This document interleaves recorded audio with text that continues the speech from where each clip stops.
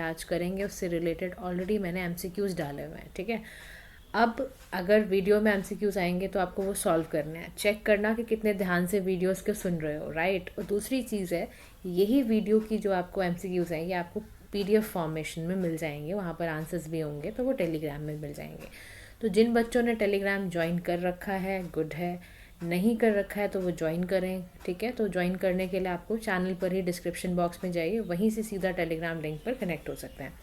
अब हम आज सबसे पहला टॉपिक करने जा रहे हैं, इसमें बोल रहा है international year of glaciers preservation.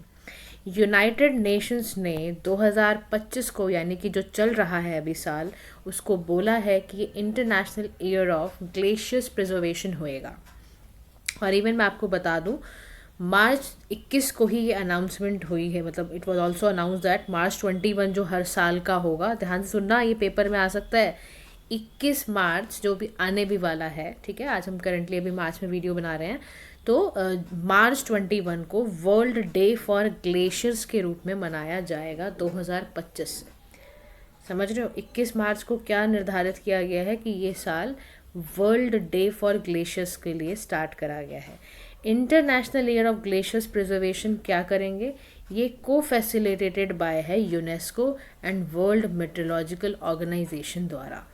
ध्यान रखना, 21 मार्च को हर साल अब वर्ल्ड डे फॉर ग्लेशियर्स बनाया जाएगा। अभी 2025 में जब 21 मार्च आएगा तो उस दिन से ये सेलिब्रेशन शुरू हो जाएगा। दूसरी ये भी घटना याद रखना कि यूनाइटेड नेशंस ने पूरा 2025 के ईयर को डेजिग्नेट करा है कि ये क्या होगा, international year of glaciers preservation. Facilitate कौन करेगा, यूनेस्को, WMO। ये किया इसीलिए जा रहा है ताकि हमें समझ आए ग्लेशियर्स का कितना इम्पॉर्टेंट रोल होता है हमारे क्लाइमेट सिस्टम पर। दूसरा, हमें ये भी पता चले कि हमारी जो हाइड्रोलॉजिकल साइकिल है, इकोनॉमिक, सोशल, एनवायरनमेंट इम्पैक्ट क्या पड़ता है अर्थ के क्रायोस्फेयर पर। ग्लेशियर्स देखो, आपको पता है ना, बहुत इम्पॉर्टेंट है। ग्लेशियर्स क्या होते हैं हम समझते हैं। देखो, ग्लेशियर्स का मतलब क्या है, वैसे आप भारत में भी देखते होगे गंगोत्री ग्लेशियर्स हैं, है ना, ऐसे बहुत सारे ग्लेशियर्स हम जगह जगह पर देखते हैं। ग्लेशियर्स का एक चैप्टर भी है, मैंने पढ़ा रखा है। अगर आपको ग्लेशियर्स को समझना हो कैसे ओरिजिनेट होते हैं तो आप ज़रूर GC लियोंग का चैप्टर हमने डाला हुआ है, प्लेलिस्ट बनी हुई है, आप चेक कर सकते हैं। अच्छा, ग्लेशियर्स एक लार्ज स्लो मूविंग मास होता है आइस का, ठीक है। स्नो में, रॉक फॉर्म में, सेडिमेंट में, वो एक ग्रेविटी की वजह से उस पूरे स्लोप के अंडर होता है। ग्लेशियर्स, ध्यान रखना गाइस, बहुत ही सेंसिटिव होते हैं, क्लाइमेट चेंज के इंडिकेटर के लिए बहुत ही सेंसिटिव पार्ट प्ले करते हैं। ग्लेशियर वही एक एरिया है जहाँ पर स्नो है, fall and melts over many year, आपको पता ही है। उसके बाद ना ग्लेशियर्स हर जगह पे स्काल्प होते हैं, बहुत सारे रॉक्स में, सेडिमेंट फॉर्म में, माउंटेन्स में वगैरह में। लेकिन अभी क्या समस्या आ रही है, ग्लेशियर्स मेल्ट हो रहे हैं क्योंकि बहुत ज़्यादा क्लाइमेट चेंज हो रहा है। हीट ट्रैपिंग जो गैसेस हैं एटमॉस्फेयर में बहुत रिड्यूस हो रही हैं, जिसकी वजह से ना मेल्टिंग ऑफ ग्लेशियर बहुत ज़्यादा हो रहा है। अब ग्लेशियर में भी टाइप्स अगर देखो तो आइस शीट होती है, एल्पाइन ग्लेशियर्स होते हैं, वैली होते हैं, आइस कैप्स होती हैं। तो याद रखना, ग्लेशियर्स फ्रेश वाटर के फॉर्म में अगर हम देखें, वर्ल्ड का वाटर सप्लाई होता है, लार्जेस्ट वाटर सप्लाई भी है। तो याद रखो, ग्लेशियर एक तरह का ऐसा लैंड फॉर्म है जिसमें डेंस आइस है, फॉर्म ऑफ रॉक है, समझ रहे हो। तो जहाँ एक ऐसा इलाका जहाँ पे स्नो बहुत ज़्यादा एक्यूमुलेट होती है, तो ऐसे एरिया को ग्लेशियर्स कहा जाता है। अब ये इसने एक बात कही, इसने कहा कि ना अर्थ के क्रायोस्फेयर पर बहुत इम्पैक्ट होगा अगर हमने ग्लेशियर्स को नहीं बचाया तो। अर्थ का जो क्रायोस्फेयर है उसका मतलब ये है वो सारा एरिया जहाँ पर वाटर जो है फ्रोज़न स्टेट में होता है ना, तो उसको क्रायोस्फेयर कहते हैं अर्थ का। जैसे ग्लेशियर हैं, आइस शीट है, सी आइस है, ये सारा का सारा वाइटल रोल प्ले करता है ग्लोबल क्लाइमेट को रेगुलेट करने में, फ्रेश वाटर रिसोर्सेज को दिखाने में। तो क्रायोस्फेयर का मतलब ही होता है, क्रायो का मतलब ही होता है आइसी कोल्ड। क्या मतलब होता है, आइसी कोल्ड इसका मतलब होता है। और सी आइस है, लेक आइस है, रिवर आइस है, ये सारे के सारे देखने को मिलते हैं। अब आगे की बात अगर हम करें तो सिग्निफिकेंस क्या होता है इन ग्लेशियर्स का, तो कह रहे हैं कि 2,75,000 से भी ज़्यादा ना वर्ल्ड में ग्लेशियर्स हैं। जिनमें ना 7 लाख स्क्वायर किलोमीटर का एरिया कवर है। और आप मानोगे ग्लेशियर जो होता है वो 70% ग्लोबल का फ्रेश वाटर है। अब आप सोचो वाटर वाटर एवरीवेयर, बट फिर भी हमें फ्रेश वाटर की प्रॉब्लम होती है ना। तो सोचो ग्लेशियर्स को प्रिजर्व करना कितना इम्पॉर्टेंट है ना। तो ये इस टॉपिक में था। चलो move to the next shot, जिसमें हम बात करने जा रहे हैं याला ग्लेशियर के बारे में। In Himalayas projected to vanish by 2040s। Yala glacier Nepal में है, रिट्रीट किया गया बाय 68 मीटर। एंड विटनेस यहाँ पर हो रहा है कि 30% इसके एरिया में रिडक्शन हुआ है। अगर हम 1974 से 2021 का टाइम देखें, कह रहा है यही एक ओनली इंटायर हिमालय में यही एक ओनली ग्लेशियर है जो कि ग्लोबल ग्लेशियर कैजुअलिटी लिस्ट में शामिल हो गया है। यानी यहाँ पर बहुत ज़्यादा क्लाइमेट चेंज की वजह से इस ग्लेशियर पर असर पड़ रहा है। तो जो क्रायोस्फेयर है, यानी जो अर्थ का फ्रोजन पार्ट है जिसमें स्नो आइस वगैरह होती है, मैंने अभी आपको बताया। तो यहाँ पर कह रहा है जो ग्लोबल ग्लेशियर कैजुअलिटी लिस्ट है ना, वो लॉन्च की गई 2024 में by Rice University of Iceland है। उन्होंने ना इसको लॉन्च करके ये बात बताई। तो बड़ी मतलब ये काफ़ी एक डरावनी बात है। ग्लेशियर रिट्रीट का मतलब है एक ऐसा प्रोसेस जिसमें ना आप देख रहे हो कि ग्लेशियर ना साइज में और मास में ना श्रिंक हो रहा है, ख़त्म हो रहा है, क्योंकि मेल्टिंग हो रही है, एवापोरेशन हो रहा है। अब ऐसा देखो, मैं आपको बता दूं, ऑलरेडी कुछ ग्लेशियर जो है ना वो ऑलरेडी लॉस्ट हो चुके हैं। वेनेजुला 2024 में पता चला, जो वहाँ पर एक ना पीको हम्बोल्ट कल के ग्लेशियर था ना, वो ख़त्म हो चुका है। ऐसे ही फ्रांस के अंदर सेरीन ग्लेशियर है, वो भी जा चुका है। ग्लेशियर रिट्रीट की बात करें तो दागू ग्लेशियर चाइना का है, वो भी माना जा रहा है कि 2030 में वो भी डिसअपियर हो जाएगा। अब आप सोचो कि मेल्टिंग ग्लेशियर का कितना ज़्यादा असर पड़ता है जीवन में हमारे।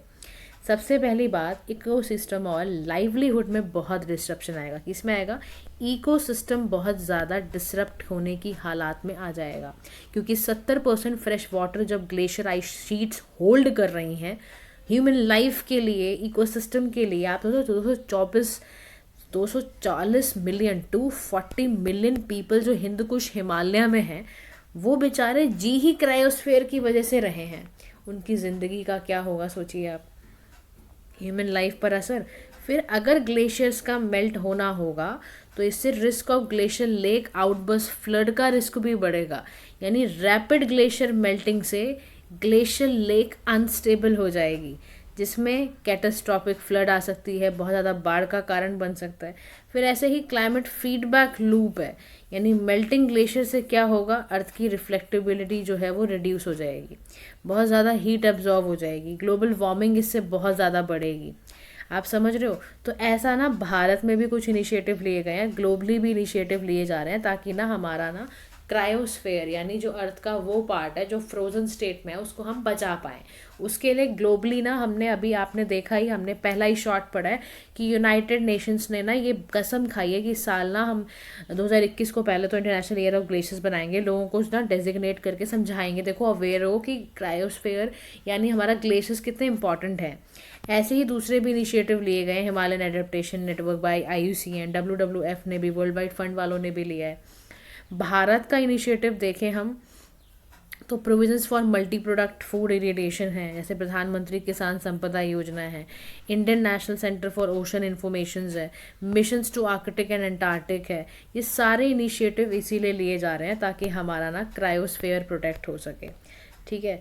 तीसरा हम न्यूज़ पे चलते हैं, जिसमें कह रहा है कि भारत ने ना 4th क्या की है, बाइनियल अपडेट रिपोर्ट की है टू UNFCCC।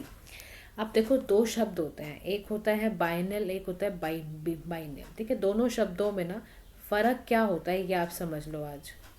अगर तो क्वेश्चन ये आ जाए कि जैसे ये अभी लिखा हुआ है बाइनियल, ये लिखा हुआ है ना, इसका मतलब होता है हैपनिंग वंस एवरी 2 ईयर, यानी 2 साल में कोई चीज़ जब एक बार होती है तो उसको बाइनियल कहते हैं।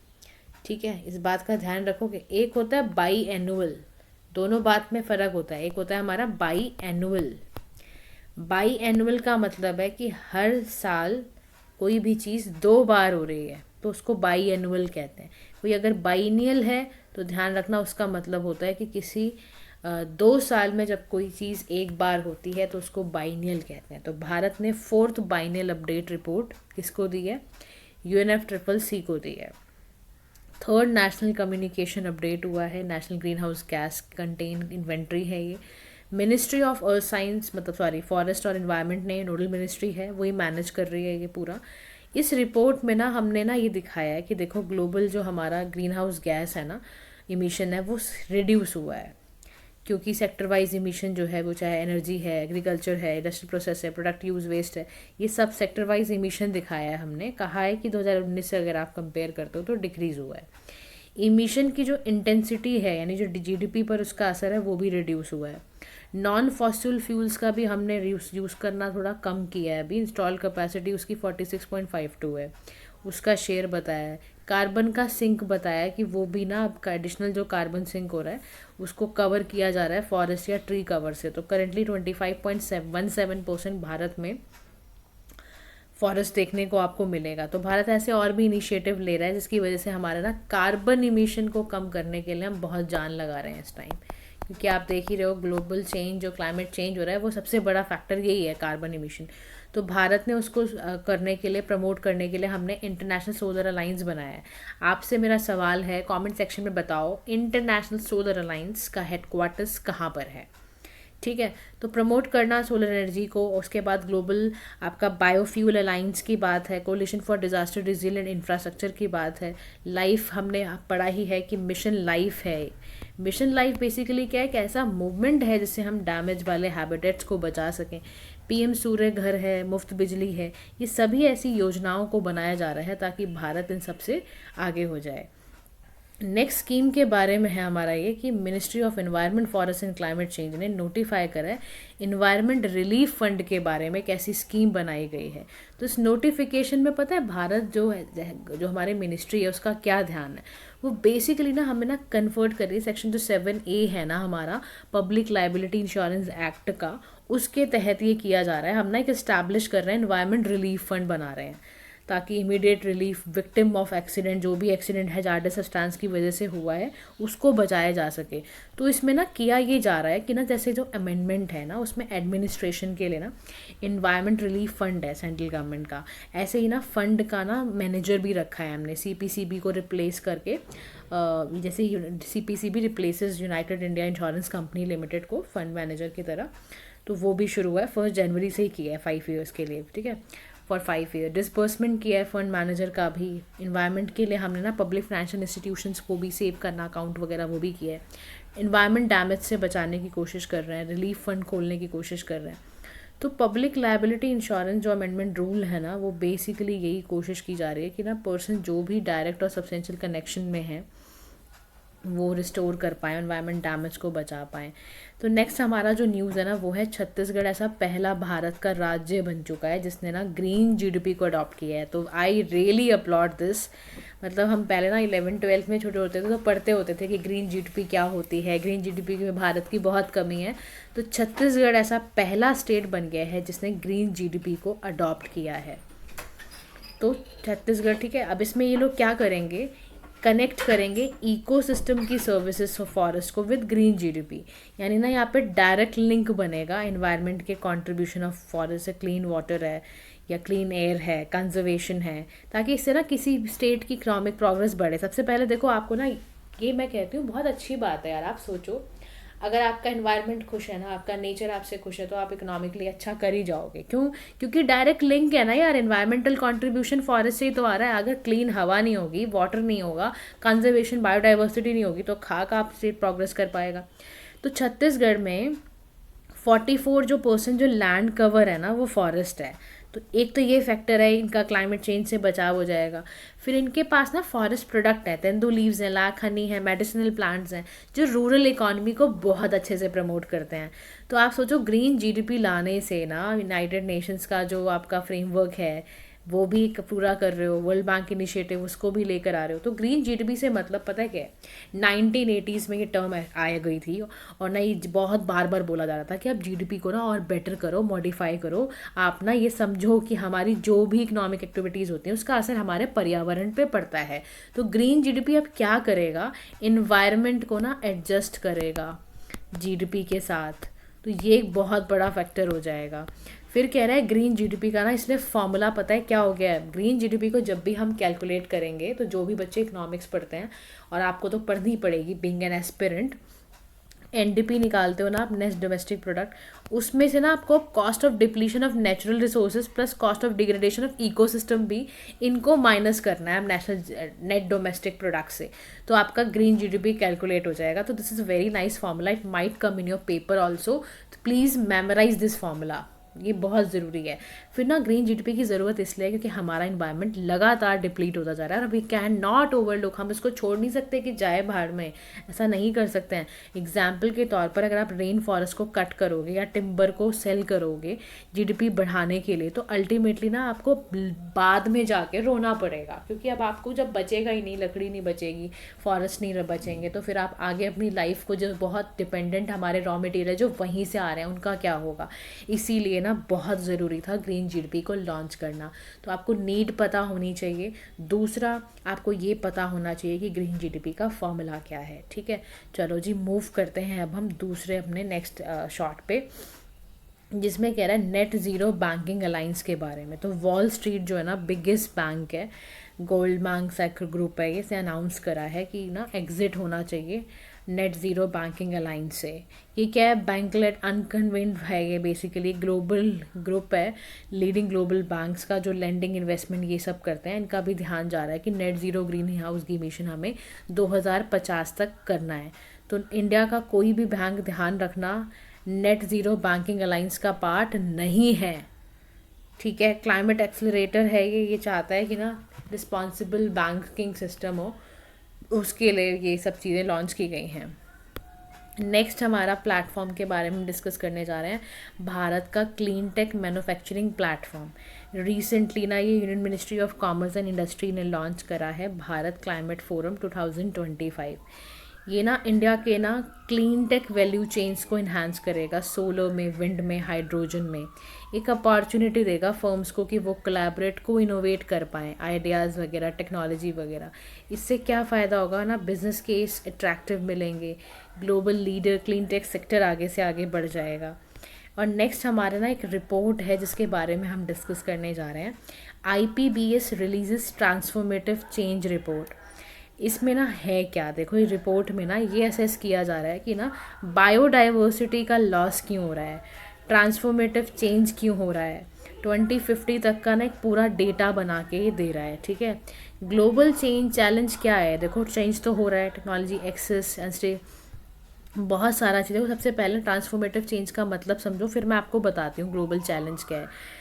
ट्रांसफॉर्मेटिव चेंज ना एक फंडामेंटल सिस्टम वाइड शिफ्ट है, लोगों की सोच बदल रही है, ऑर्गेनाइज करने का ढंग बदल रहा है, बिहेव करने का ढंग बदल रहा है ना। बायोडाइवर्सिटी के लिए भी यही बात है। तो कह रहे हैं 4 प्रिंसिपल्स ना जो ट्रांसफॉर्मेटिव चेंज को गाइड करते हैं, वो है equity plus justice plus pluralism plus respectful plus आपका अडेप्टिव लर्निंग एक्शन जो प्लान है ना, वही ट्रांसफॉर्मेटिव चेंज आपको ग्लोबल चैलेंजेस से डील कराएगा।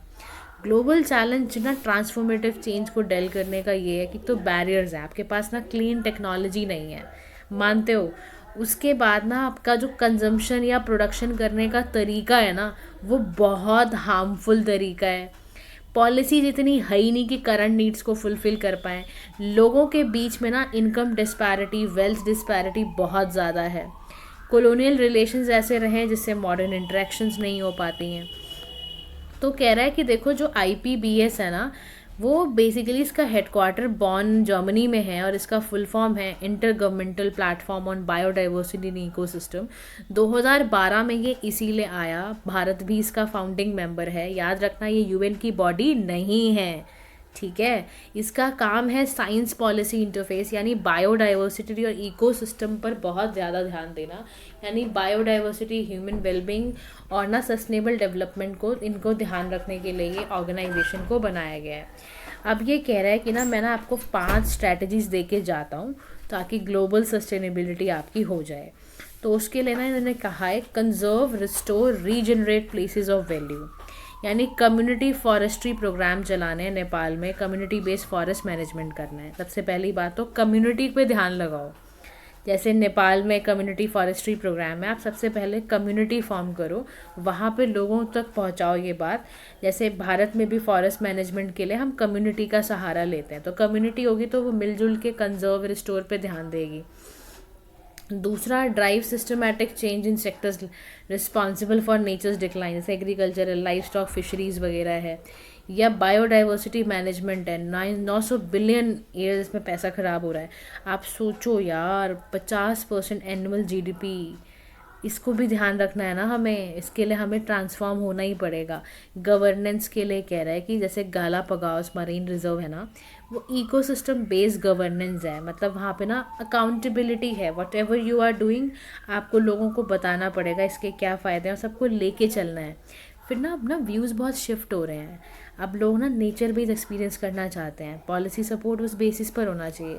अब लोग देखो बहुत पर्टिकुलर हो रहे हैं खाने में, रहने में, है ना, तो वो चीज़ों को भी ध्यान में रखते हुए उसी हिसाब से हमें अपने आगे बढ़ना चाहिए। नेक्स्ट जो हमारा शॉर्ट है वो ना IUCN का एक first ever global fresh water fauna assessment के बारे में है। ऐसा पहली बारी multi tax on global fresh water assessment किया जा रहा है। IUCN ने क्या किया, अपनी रेड लिस्ट उठाई, थ्रेटेंड स्पीशीज़ को देखा, उसी पे असेसमेंट करा है। तो देखो IUCN का जो हेडक्वार्टर्स है, फुल फॉर्म जानते ही हो आप, international union for conservation of nature है, ग्लैंड स्विट्जरलैंड में इसका हेडक्वार्टर्स है। ये ना अपनी रिपोर्ट में बताते हैं कि जो 24% यानी जो 24% वर्ल्ड का फ्रेश वाटर स्पीशीज़ है ना, वो बहुत बड़े एक्सटिंक्शन का रिस्क है वहाँ पर। मेजर जो हॉटस्पॉट हैं लाइक लेक विक्टोरिया है, केनिया, तांजानिया है, लेक टिटिकाका है, या श्रीलंका का वेट जोन एरिया है, वेस्टर्न घाट है, ये बहुत बड़े हॉटस्पॉट हैं जहाँ पर फ्रेश वाटर जो है एक्सटिंक्शन की तरफ बढ़ रहा है। तो कह रहा है कि इससे बेचारी जो छोटी छोटी थ्रेटेड स्पीशीज़ का नाम लिख रहा है, कह रहा है क्रे फिशेज़ हैं, श्रिम्स हैं, क्रैब्स हैं, ये बहुत ज़्यादा असर यहाँ पड़ेगा। तो कह रहा है एटलीस्ट 4294 स्पीशीज़ जो है out of this fresh water वो बहुत रिस्क में है। तो जो भी एरिया है ना जिसमें हाई वाटर स्ट्रेच है, यानी बहुत ज़्यादा डिमांड, लो सप्लाई है, या बहुत ज़्यादा जहाँ पर यूट्रोफिकेशन हो रहा है, बहुत थ्रेटेंड मामला है, यानी बहुत ज़्यादा जो है ना न्यूट्रिएंट पानी में बहुत एक्सेस हो रहा है, जैसे ना एल्गी और प्लांट की ओवर ग्रोथ हो रही है, उसको ध्यान में रखा जाए। ये सब इसने रिपोर्ट में बताया, असेस करा। तो कह रहा है जो फ्रेश वाटर लैंडस्केप है उसका स्टेटस भारत में, मतलब अर्थ पे आप सोचो 10% ऐसा है जो स्पीशीज़ नोन टू अर्थ हैं। फिर सेफ ड्रिंकिंग वाटर कहाँ से लाओगे, फ्रेश वाटर लिंक्स का हमारा बहुत ज़रूरी है ना, फ्लड कंट्रोल, क्लाइमेट चेंज, तो थ्रेट बहुत है, देखो हमें बचाना ही पड़ेगा ना, मेनली फ्रॉम एग्रीकल्चर, फॉरेस्ट्री से आ रहा है, डिग्रेडेड हमारे लैंड्स वगैरह हैं, तो like that. Move to the next हमारा शॉर्ट, जिसमें हम बात करेंगे सस्टेनेबल नाइट्रोजन मैनेजमेंट की। क्या होता है देखते हैं। कह रहा जो फाओ है ना, फूड एग्रीकल्चर ऑर्गेनाइजेशन, उसने एक रिपोर्ट निकाली है जिसका नाम है SNM इन एग्री फूड सिस्टम, यानी सस्टेनेबल नाइट्रोजन मैनेजमेंट। इस रिपोर्ट में ना कॉम्प्रिहेंसिव तरीके से नाइट्रोजन का कैसे यूज़ होना है, एग्री फूड सिस्टम का चैलेंज को कैसे डील करना है, ये सारा कुछ, सस्टेनेबल नाइट्रोजन यूज़ कर रिकमेंड कैसे करना है, ये सारी बातों को यहाँ पे रखा गया। इस रिपोर्ट के द्वारा ये बताया जाता है कि ऑल्ट्रेशन करनी है नाइट्रोजन साइकिल में, यानी करेंटली ह्यूमंस ने 150 टेराग्राम्स रिएक्टिव नाइट्रोजन को ऐड करा है अर्थ के लैंड सरफेस हर साल में through agriculture and industry. Climate change यहाँ पर लगा लो रेस किया गया है, नाइट्रोजन लॉस का इसमें दिक्कत है। नाइट्रोजन लॉस की बात करें तो नाइट्रोजन लॉस क्या होता है समझते हैं। देखो क्या हो रहा है, अमोनिया और ना नाइट्रोजन ऑक्साइड बहुत इमिट हो रहे हैं, क्योंकि नाइट्रोजन तो लॉस हो रहा है, इसकी वजह से गंदा असर हमारी हवा पे पड़ रहा है, एयर का पोल्यूशन हो रहा है। नाइट्रस ऑक्साइड एक बहुत बड़ा पोटेंशियल ग्रीन हाउस गैस है। नाइट्रेट के लीचिंग होने की वजह से बहुत ज़्यादा इकोसिस्टम हार्म हो जाता है। 1/3 जो हमारा एंथ्रोपोजेनिक नाइट्रोजन इमिशन है ना, वो लाइफ स्टॉक सेक्टर की वजह से आप सोच रहे हो। और आप सोचो सिंथेटिक लैंड हम लोग मैन्योर इमिशन ले आते हैं, उससे भी नाइट्रोजन पोल्यूशन करते हैं हम, सिंथेटिक फर्टिलाइजर्स का इस्तेमाल की वजह से। तो कह रहा है कि सबसे पहले ना हम तो सीखें आज कि ना देखो नाइट्रोजन यूसेज का ना डुअल इम्पैक्ट है, जुडिशियस यूज़ और एक्सेसिव यूज़। जुडिशियल यूज़ करते हो तो एग्रीकल्चर में सॉइल डिग्रेडेशन बचाओगे आप, न्यूट्रिएंट का डिप्लीशन बचाओगे और क्रॉप फसलें अच्छी होंगी। एक्सेसिव यूज़ करोगे तो आप नुकसान में ही हो हर जगह से, फिर तो ग्लोबल वार्मिंग फैलेगी, हवा ख़राब, पानी ख़राब, स्ट्रेटोस्फेरिक जो ओजोन है वो भी डिप्लीट करोगे आप। तो जो सस्टेनेबल नाइट्रोजन मैनेजमेंट है ना, ये बेसिकली हमने ना, ताकि इसका काम क्या है, इनपुट जो नाइट्रोजन के हैं उसको कम करना, लॉसेस को बचाना, न्यूट्रिशन साइकिल को इंक्रीज़ करना, ताकि हम ना उसकी एफिशिएंसी को बढ़ाएं, नेशनल कमिटमेंट्स को फुलफ़िल करें, इसलिए ये सारा बनाया गया है। नेक्स्ट एक डिक्लेरेशन के बारे में डिस्कस करते हैं, कंपाला डिक्लेरेशन के बारे में पढ़ते हैं। तो अफ्रीकन यूनियन ने ना एक एक्स्ट्रा ऑर्डिनरी समिट की पोस्ट मलाबो में, और इस समिट में ना बेसिकली देखो, ध्यान रखना, कंपाला डिक्लेरेशन सक्सेसर है मलाबो डिक्लेरेशन का, ठीक है। ये ना बेसिकली 2026 से 35 तक आया है, ठीक है। इसका काम बेसिकली क्या है, sustainable agri food system Africa में करने का, दूसरा रेजिलिएंट को बनाने रखने का लिए हमारा इसमें पूरा ध्यान है, लाइवलीहुड इनका अच्छा हो अफ्रीकन्स का। तो ये 2014 में ना इन्होंने transformative shared prosperity agriculture growth के लिए काम करना शुरू किया था। इस बार इन्होंने 6 कस्में खाई हैं, 6 कमिटमेंट्स लिए हैं कि हम एग्री फूड सिस्टम को कॉन्टिनेंट में स्ट्रेंथन करेंगे। समझ में आ गया कंपाला डिक्लेरेशन किस बारे में है? तो सीधा सीधा समझ लेते हैं। अब ना मैन्युफैक्चर्ड सैंड या एम सैंड क्या होता है, राजस्थान गवर्नमेंट ने सबसे पहले इंट्रोड्यूस करा है, ताकि क्या कि क्यों, ध्यान सुनना। एम सैंड को बनाने का इसलिए सबसे बड़ा ध्यान रखना, राजस्थान की गवर्नमेंट है, सस्टेनेबल कंस्ट्रक्शन और इंफ्रास्ट्रक्चर को प्रमोट करने के लिए राजस्थान की सरकार ने ये किया है। एम सैंड का मतलब है कि जो भी आप ना रेत निकाल रहे हो ना, रॉक्स को क्रश करके या स्टोन्स को क्वायर करके या रिवर सैंड से निकाल रहे हो, उसको तरीके से निकालोगे, यानी कि प्रोड्यूस बाय क्रशिंग स्टोन और quarrying stone, substitute river sand का हम सर्व करेंगे, कंक्रीट कंस्ट्रक्शन से निकालेंगे। तो स्टोन को क्या, रॉक्स को क्या करना है, क्रश करना है, क्वेरी स्टोन्स को क्रश करके निकालना है, तो उससे एम सैंड बनेगी। इससे फ़ायदा ये होगा कि इतना इसमें ऑर्गेनिक और सोल्यूबल कंपाउंड नहीं होते, तो सीमेंट का जो that affect setting time and properties of cement, इसमें ना स्ट्रेंथ ज़्यादा होगी, क्योंकि इसके पास इम्प्योरिटी नहीं है, क्ले डस्ट सिल्ट नहीं होता जब हम क्रश करके रॉक से निकालेंगे सैंड को। इको फ्रेंडली ऐसे है कि रिवर बेड को नहीं नुकसान पहुंचाओगे ना आप, ग्राउंड वाटर को डिप्लीट होने से बचाओगे, पानी की स्कार्सिटी को बचाने के लिए एम सैंड लाया है राजस्थान की गवर्नमेंट। अब हम एक नेक्स्ट रिपोर्ट की तरफ जा रहे हैं। सारी रिपोर्ट्स के बारे में लिखना शुरू कर दो, ताकि आपको एग्ज़ाम तक ना रिपोर्ट्स के पीछे आपको वो ना हो, लड़ाई ना हो कि कहाँ है कैसे है। एक जगह नोट्स बनाओ, सारी रिपोर्ट्स कौन लॉन्च कर रहा है, क्या रिपोर्ट की फाइंडिंग्स थे, उसको लिख लो। तो ग्लोबल ना वाटर मॉनिटर रिपोर्ट है 2024 की, तो ना इसको ग्लोबल वाटर कंजोर्टियम रिलीज़ करता है, और इसमें जो है पूरा बताया कि वाटर साइकिल का क्या स्टेटस है ग्लोबली। वाटर साइकिल का मतलब होता है कि ना पानी का movement, solid liquid gas, water cycle आप बचपन से पढ़ रहे हो, क्लास सेकंड से शुरू हो गए थे आप पढ़ना, कि कैसे पानी जो ग्राउंड वाटर का होता है वो इवेपोरेट होता है, फिर कंडेंसेट होकर पानी बारिश के फॉर्म में गिरता है, फिर सरफेस में आता है, फिर ग्राउंड वाटर में जाता है, चलता रहता है। तो वाटर साइकिल हम जानते ही हैं, लिक्विड वाटर होगा वो इवेपोरेट होकर वाटर वेपर बनेगा, फिर क्लाउड बनेगा, कंडेंस होकर फिर प्रेसिपिटेट होगा back to earth rain form में या स्नो फॉर्म में। तो स्टेट ऑफ वाटर साइकिल का बता रहा है कि 2024 में ना वाटर रिलेटेड डिजास्टर बहुत हुए हैं। कह रहा कैसे, कह रहा यार 8700 तो डेथ हो गई, 40 मिलियन लोग बेचारे डिस्प्लेस हुए, डैमेज बहुत हुआ, $US 550 बिलियन पैसा खराब हुआ है। सॉइल वाटर की बात करें तो एक्सट्रीम ड्राइनेस है साउथ अमेरिका में, साउथ अफ्रीका में, और वहीं वेट कंडीशन वेस्टर्न अफ्रीका में है। तो फिफ्थ आप समझ लो लेक एंड रिजर्वायर वाटर की शॉर्टेज हो गई है। तो वाटर साइकिल पर अगर असर पड़ेगा तो पूरे क्लाइमेट पे असर पड़ेगा। वाटर साइकिल क्लाइमेट चेंज की वजह से ख़राब हो रहा है, वार्मर एयर बहुत ज़्यादा होती है, वाटर वेपर ज़्यादा गिरने लगता है, और ज़्यादा प्रेसिपिटेशन की इंटेंसिटी बढ़ती है, इवेपोरेशन, सॉइल ख़राब होती है, मिट्टी ख़राब होनी, सूखने शुरू हो जाती है, सी लेवल राइज कर जाता है, तो उसके सूखा भी कई इलाकों में पड़ने लग जाता है। तो इससे बहुत ज़्यादा सिचुएशन जो होती है ख़राब हो जाती है, इस रिपोर्ट में निकाला गया है। नेक्स्ट हमारा शॉर्ट है, वर्ल्ड इकोनॉमिक फोरम ने ग्लोबल प्लास्टिक एक्शन पार्टनरशिप बनाया है। क्या है समझते हैं।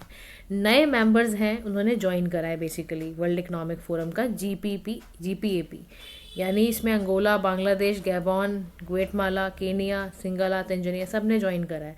ग्लोबल प्लास्टिक एक्शन पार्टनरशिप क्या है, सबसे पहली बात इसको लॉन्च करा गया है सस्टेनेबल डेवलपमेंट इम्पैक्ट समिट 2018 में। ये प्लास्टिक पिलर की तरह एक्ट कर रहा है, सर्कुलर इकॉनमी को एक्सेलरेट कर रहा है। फ्रेंड्स ऑफ ओशन एक्शन जानते ही हो आप, 25 इसके मेंबर हैं, Maharashtra state from India. Objective है इसका कि ना ये ग्लोबल रिस्पांस को एक्सेलरेट करता है, प्लास्टिक पोल्यूशन के क्राइसिस को ख़त्म करता है, सर्कुलर में लेकर आता है ये प्लास्टिक इकोनॉमी को, ताकि इमिशन कम हो, लैंड एंड इकोसिस्टम थोड़ा सा बेटर हो सके, इसके लिए रोड मैप तैयार किया जा रहा है। और इसमें देखो भारत भी देखो प्लास्टिक मैनेजमेंट के लिए बहुत काम कर रहा है। हमने इसीलिए 2016 में रूल बनाया, हमने ऑस्ट्रेलिया की गवर्नमेंट के साथ कोलैबोरेट करा, ताकि जो प्लास्टिक वेस्ट है ना, बहुत ज़्यादा ट्रबल है, बहुत डबल ट्रबल है। और इंडिया, भारत जो है 2024 में वर्ल्ड का लार्जेस्ट प्लास्टिक इमीटर कंट्री बन चुका है। तो हमें तो इसको कसम खाने चाहिए कि इसको ख़त्म करो, क्योंकि plastic waste environment, health, economy सबको तबाह करके जाता है। प्लास्टिक पोल्यूशन से 1.8 बिलियन टन्स का ग्रीन हाउस गैस निकलता है, स्पेशली फ्रॉम मीथेन। ये स्टार कर लो, पॉइंट लिख के आना है आपको। टूरिज्म, फिशरी, एग्रीकल्चर, सब जगह पर आप लगा के आते हो अच्छे से, तो ध्यान रखना। उसके बाद आपका नेक्स्ट टॉपिक आता है 15th, global energy alliance for people and planet. ध्यान रखना, GEA PP एंड आपका international solar alliance agreement sign हुआ है इनके बीच में, ताकि हम high impact solar energy projects को फंड कर सकें। एडिशनल इसमें आपका ड्यूट है, इंटाइज 2.0 है। इसका नहीं देखो, ये ना ग्लोबल, एक तो ना PPPI है, ये पब्लिक प्राइवेट इनिशिएटिव है, इसका फोकस है क्लीन एनर्जी ट्रांजिट करना। 1 बिलियन लोग हैं जिनको एनर्जी का एक्सेस है, 150 बिलियन इसमें ग्रीन जॉब्स हैं, 4 बिलियन इसमें एमिशन अवॉइड करा जा रहा है। तो रिन्यूएबल एनर्जी का सोल्यूशन निकालना, एनर्जी के आपके पॉवर्टी एलिवेट करना के लिए ये निकाला गया है।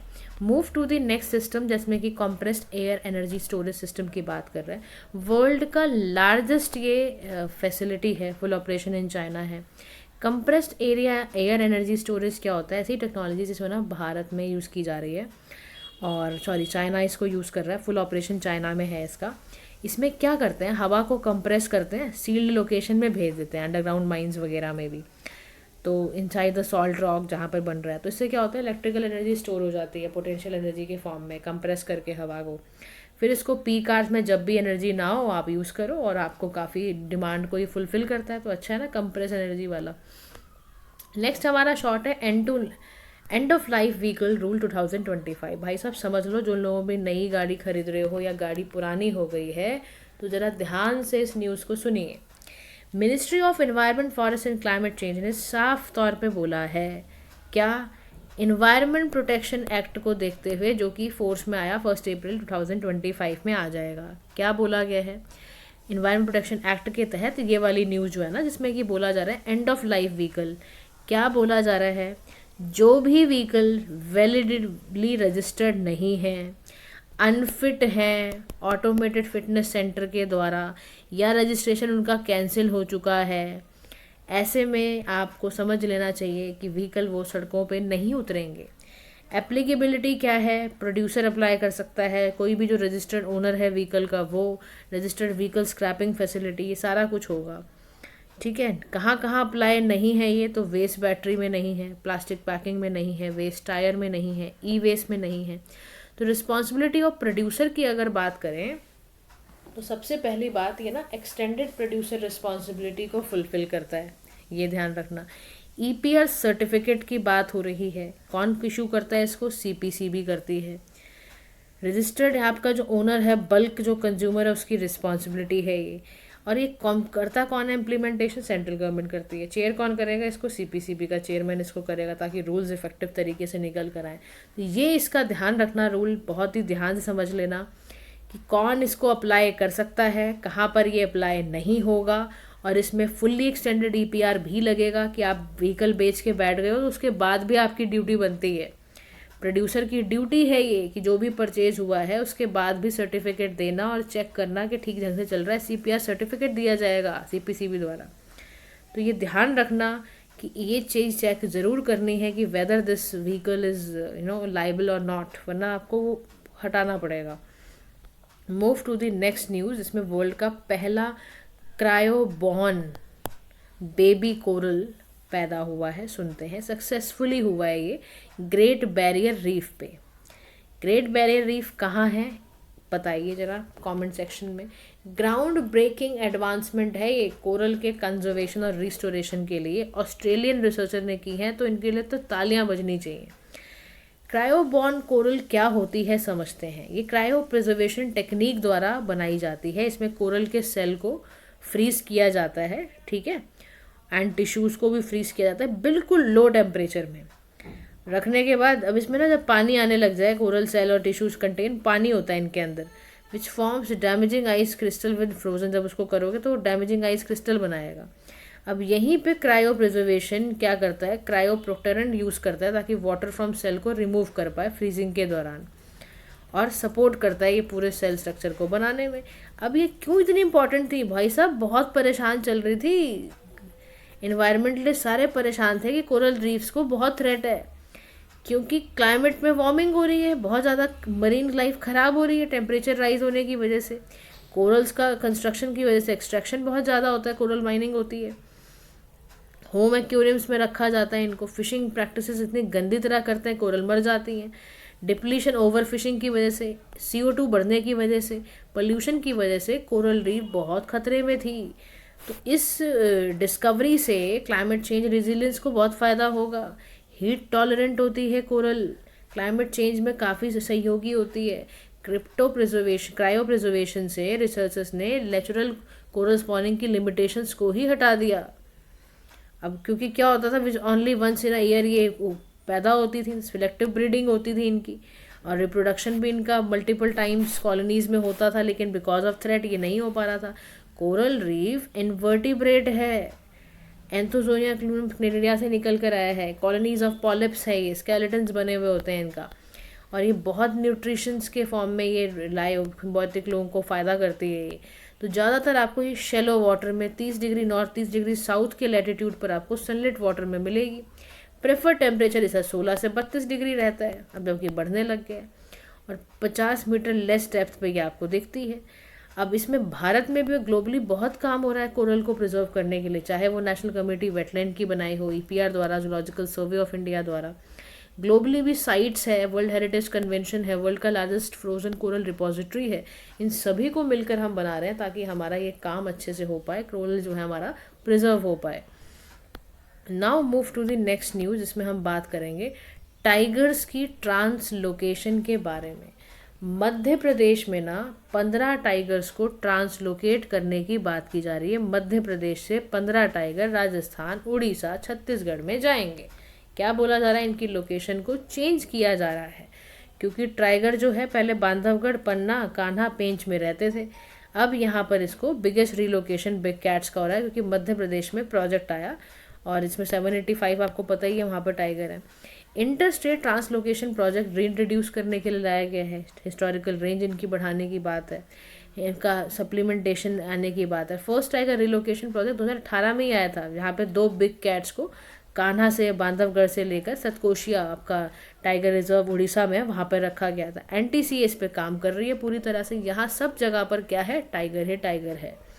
ट्रांसलोकेशन से फ़ायदा ही होता है ecological balance, under populated reserve ना रहे, ह्यूमन वाइल्ड लाइफ और ओवर क्राउडेड, किसी भी जगह को ओवर क्राउड नहीं करना है, और टाइगर जो है वो रिवाइव कर पाए, इसलिए बहुत ध्यान है। लेकिन ट्रांसलोकेशन से आसान नहीं होता, क्योंकि सबसे पहले विलेजर सड़कों पे आ जाएंगे कि भाई टाइगर से हमारी लाइफ ख़राब हो जाएगी, प्रोटेस्ट शुरू हो जाता है। फिर टेरिटोरियल डिस्प्यूट की बात है, पुअर फॉरेस्ट मैनेजमेंट की बात है, तो सारा एक लेना देना है। अब हम नेक्स्ट हमारे न्यूज़ पे चलते हैं, जिसपे हम बात करेंगे होलनगप्पर गिब्बन वाइल्ड लाइफ सेंचुरी के बारे में। क्या है ये समझते हैं। रिसेंटली जो स्टैंडिंग कमेटी है national board for wild life, इसने कहा है कि ऑयल और गैस एक्सप्लोर हम करेंगे इको सेंसिटिव एरियाज में। होलनगप्पर गिब्बन वाइल्ड लाइफ सेंचुरी, पहले बात ध्यान रखना, जोरहट डिस्ट्रिक्ट असम में है।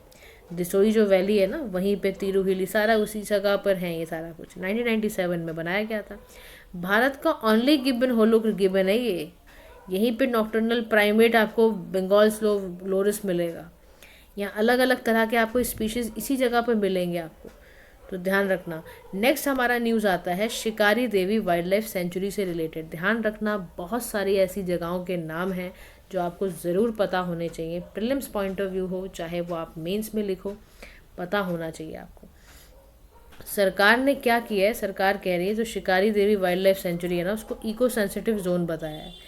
कहाँ पर है ये, मंडी डिस्ट्रिक्ट, हिमाचल प्रदेश, कंगना रनौत जी का एरिया है, middle altitude range of Himalayas वहीं पर है। Named after the goddess of शिकारी देवी के नाम पे रखा गया है। उन्हीं पे यहाँ पर टेम्पल भी है, जूनी कुंड है, ब्यास रिवर का ट्राइब्यूटरी, और इम्पॉर्टेंट बर्ड एरिया है। यहाँ पर आपको एशियाटिक ब्लैक डियर, लेपर्ड वगैरह सब देखने को मिलते हैं। फिर कावचम, कावचम क्या है, केरला का Kerala warning crisis hazard management system है, रियल टाइम डिजास्टर को बताने का। इसको कैसे सपोर्ट मिल रहा है, एनडीएम में और वर्ल्ड बैंक द्वारा। वेदर इवेंट कहीं भी एक्सट्रीम होगा तो ये कावचम बताएगा। Next is calamity of severe nature, यानी वायनाड का जो लैंडस्लाइड आया था, देखो उसको सबसे पहली बात इंटर मिनिस्टर सेंट्रल टीम ने उसको सबसे ज़्यादा सिवियर बताया है। अब कैलमिटी ऑफ सिवियर नेचर का आते ही आपको लीगल प्रोविजन में आ जाते हो, आपको स्पेसिफिक क्राइटेरिया तो होता नहीं है इनका स्टेट डिजास्टर वालों का, तो इन्होंने गाइडलाइन बताई है कि सारा के बहुत इंटेंसिटी अगर बहुत लाइफ प्रॉपर्टी ख़राब हुई है तो सेंट्रल गवर्नमेंट वहाँ पर ये रिकमेंडेशन लगाती है ताकि इनको एडिशनल पैसा दिया जा सके। नेक्स्ट है गारुदक्षी, गारुदक्षी क्या है, कर्नाटका की एफआईआर सिस्टम है, ऑनलाइन एफआईआर कर सकते हो कर्नाटका में आप वाइल्ड लाइफ क्राइम को रोकने के लिए। तो इसको wild life trust of India ने करा है ताकि कोई भी complaint mobile phone email address से की जा सके। नेक्स्ट है भारत के कोस्ट लाइन को रिकैलकुलेट करा गया है, ध्यान से सुन लो। भारत के कोस्ट लाइन जो कभी बताई जाती थी 7,516, अब वो हो चुकी है 11,098 किलोमीटर। प्लीज़ इसको कहीं पे लिख लो। 2023-24 में यानी 48% पास 53 ईयर्स में भारत की कोस्ट लाइन बढ़ाई गई है या बढ़ गई है। न्यू मेथड से कैलकुलेट करा गया है, तो इसमें कोस्टल जो हमारा फॉर्मेशन है, बेस, एस्चुरी, इनलेट, तो वो सारा कुछ स्ट्रेट लाइन डिस्टेंस से पहले निकालते थे, बेस एस्चुरी सबको मिला के इसमें रखा गया, इसलिए एरिया बढ़ गया है। वेस्ट बंगाल में देखा जा रहा है हाईएस्ट इंक्रीज़ हुआ है 357% का, केरला में सबसे स्मॉल इंक्रीज़ है, पुडुचेरी में कॉन्ट्रैक्ट हुआ है 4.9 किलोमीटर्स का, गुजरात सेम पोजीशन में है longest with the longest coastline, Tamil Nadu which overtaken Andhra Pradesh now third. समझ में आया, पहले वेस्ट बंगाल है, फिर आपका तमिलनाडु थर्ड नंबर पर है, उसके पहले आपका गुजरात है। ठीक है, सारी बात समझ में आ गई है, कोस्ट लाइन से रिलेटेड है, 11,098 किलोमीटर्स हो गया अभी। ठीक है, चलो हाइड्रोक्लाइमेटिक विप्लश के बारे में पढ़ते हैं। एक्सपर्ट्स ने बताया है कि ऑस्टेरिटी सिविरिटी बढ़ रही है, वाइल्ड लाइफ फायर बहुत हो रही है यूएसए के अंदर, और रेयर मेट्रोलॉजिकल हाइड्रोक्लाइमेटिक वॉलेटिलिटी कंडीशंस हैं, फ्लैश फ्लड, लैंडस्लाइड, और बहुत वाटर क्वालिटी का ख़राब होना, फूड सिक्योरिटी ख़राब होना, क्रॉप का फेलियर, ये सब हो रहा है विप्लश की वजह से। पोलर वॉर्टिक्स क्या है, बहुत ही गंदी तेज़ हवाएं, ऑनगोइंग आपका कोल्ड स्पेल यूएसए और कनाडा में, आर्कटिक का ब्लास्ट हुआ है जिसकी वजह से साउथवर्ड एक्सपेंशन बोली जा रही है पोलर वॉर्टेक्स में देखने को मिली है। अब क्या है ये पोलर वॉर्टेक्स, समझते हैं। देखो, बहुत बड़ा एरिया जहाँ ना लो प्रेशर और ठंडी हवाएं हो और एक व्हील की तरह चल रही हो अर्थ का पोल, तो समझ जाना पोलर वॉर्टेक्स है। कोल्ड स्पेल का मतलब होता है कि ऐसा टाइम पीरियड जहाँ वेदर जो है वो कोल्डर देन नॉर्मल। सोचो आप, flowers dying due to cold spell, समझ रहे हो, एग्जाम्पल देखें आपने कि फ्लावर्स ही मर गए, इतना ठंडा था टेम्परेचर। जैसे कई बार हमारी तुलसी मैया मर जाती है ना, मतलब कहने का कि फ्लावर प्लांट फॉर्म में, आई एम टेलिंग यू, जब बहुत ठंड पड़ती है तो इसलिए उनके ऊपर दुपट्टा डाला जाता है इंडिया में, समझते ही हो आप ये बातें, तो इसीलिए डाला जाता है। तो अब क्या होता है, यूएसए वगैरह में बहुत ठंड है, एक्सट्रीम वाली, आर्कटिक ब्लास्ट हो रहा है मतलब, तो यहाँ पे क्या होता है, इससे लोवेस्ट एटमॉस्फेरिक लेयर है, ट्रांसफॉर्मेटिव है, उसके बाद स्ट्रेटोस्फेरिक में भी बताया जा रहा है, वो भी हाई होती जा रही है। अब इसकी वजह से देखो आप, अगर ये बहुत स्ट्रांग होगा समर के महीने में डिसअपियर, उसके बाद स्ट्रांगर ड्यूरिंग द ऑटम, इससे सडन एंड इंटेंस कोल्ड हवाएं चलेंगी, वोर्टेक्स वीकन हो जाएगा, तो डिप्स, और आपका लो एटीट्यूड में रहेगा तो एक्सट्रीम वेदर इवेंट होंगे, ओजोन को डिप्लीट ये भी करेगा, और भारत पर इसका ये असर आएगा, और ज़्यादा वेस्टर्न डिस्टर्बेंसेस होंगी, तो वेस्टर्न हिमालय में स्नोफॉल बहुत गिरेगी और नदर्न इंडिया में टेम्परेचर बहुत ज़्यादा ठंडा हो जाएगा। समझ में आया। नेक्स्ट इज आर्टिशियन कंडीशन, क्या होती है, ये आपका रिसेंटली ऑब्जर्व की गई है, जैसलमेर विलेज है आपका राजस्थान, वहाँ पर आर्टिशियन क्या होता है, ऑफिशियली ये स्पेसिफिकली तब यूज़ किया जाता है जब पानी जो है ना हमारा वो अंडर प्रेशर यानी बिलो लेयर चला गया है, यानी पानी की बहुत समस्या, बहुत ज़्यादा हाई प्रेशर अंडरग्राउंड पानी रह ही नहीं गया है, यानी जो ग्राउंड वाटर की मूवमेंट है वो रिचार्ज ही नहीं हो पा रही है नेचुरल स्प्रिंग वगैरह के माध्यम से भी, तो ऐसी स्थिति बन जाए तो आर्टिशियन कंडीशन क्रिएट हो जाती है। कहाँ बनी है, जैसलमेर राजस्थान में। मूसी रिवर के बारे में बात करें तो मूसी रिवर वर्ल्ड की मॉन्यूमेंट वॉच में आ गई है 2025 में। इसका मतलब बाइनल प्रोग्राम है, हर 2 साल में एक बारी होता है ताकि लोगों को अवेयरनेस दी जाए कल्चर के हेरिटेज के बारे में। मूसी रिवर आपकी तेलंगाना रंगरेड्डी डिस्ट्रिक्ट अनंतगिरी हिल्स पे आता है। मेजर ट्राइब्यूटरी है कृष्णा रिवर की, रिजर्वायर ओस्मान सागर, हिमायत सागर के बारे में है। इसमें ईसी रिवुलेट है, एक मूसा है आपका, और ये मेजर वाटर रिसोर्स है हैदराबाद के अंदर। ठीक है, लास्ट इज माउंट इबू के बारे में है। लास्ट शॉट है, ये रिमोट आइलैंड है हल महिरा, और यहाँ पर 1000 टाइम्स इमिट हुआ है। याद रखना एक एक्टिव वोल्केनो का पार्ट है ये। पैसिफिक रिंग ऑफ फायर के अंदर आता है, और रिंग ऑफ फायर मतलब सरकम पैसिफिक बेल्ट जो है, इस path along the Pacific Ocean. या numerous active volcano seismic activity हो रही है, टेक्टोनिक प्लेट्स खूब ज़बरदस्त हिल रही हैं। तो माउंट सिनाबोंग है, माउंट मेरपी है, इससे बहुत ज़्यादा असर देखने को मिल रहा है। अब हम सीधा चलते हैं अपने MCQ पोर्शन पर, जिसमें हम देखेंगे कि हमें कितने क्वेश्चन करने आ रहे हैं, कितने ध्यान से हम वीडियोस को सुनते हैं, चेक करते हैं।